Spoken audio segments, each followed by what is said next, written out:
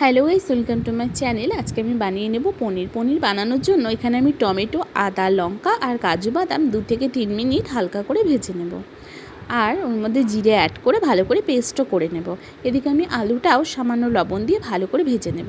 আলুতে লবণ দিয়ে ভাজলে আলুটা তাড়াতাড়ি ভাজা হয়ে যায় আর সাথে সেদ্ধটাও হয়ে যায়। তারপর পনিরটাও হালকা লাল করে ভেজে নেব।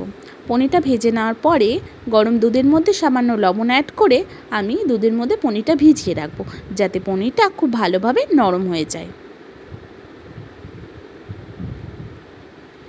তারপর যে মশলাটা রেডি রেখেছিলাম সেটা আমি ভালো করে কষিয়ে নেব। আর এখানে পরিমাণ মতো লবণ হলুদ আমি দিয়ে দেব। আর যে পনিরটা ভিজিয়ে রেখেছিলাম দুধ সমেত সেটাও দিয়ে দেব।